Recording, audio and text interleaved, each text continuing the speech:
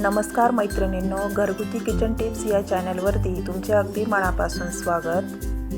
तुमचे श्रीखंड पातळ होते का किंवा बाजारासारखी चव आणि घट्टपणा येत नाही का? मग आजच्या या 7 सिक्रेट टिप्स शेवटपर्यंत नक्की पहा।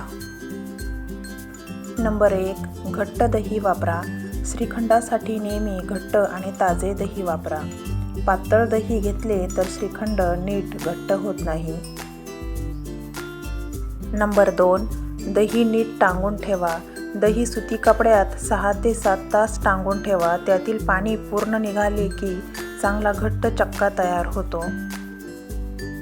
नंबर 3, चक्का गुळगुळीत करा। चक्का एका भांड्यात घेऊन चमच्याने किंवा मिक्सरमध्ये हलके फिरवून गुळगुळीत करा। श्रीखंड खूपच मऊ आणि क्रीमी हवे असेल तर चक्का पुरणाच्या चाळणीने गाळा। नंबर 4, पिठी साखर वापरा।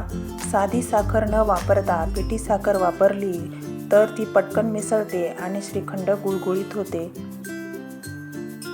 नंबर 5, केशर आणि वेलची घाला। 1 चमचा कोमट दुधात केशर भिजवून घातले तर श्रीखंडाला छान रंग आणि सुगंध येतो। नंबर 6, ड्रायफ्रूट घाला। वरून बदाम पिस्ता घालून हलके मिसळा। नंबर 7, थंड करून सर्व करा। 3 ते 4 तास फ्रीजमध्ये ठेवा। थंडगार घट्ट आणि क्रीमी श्रीखंड तयार होते।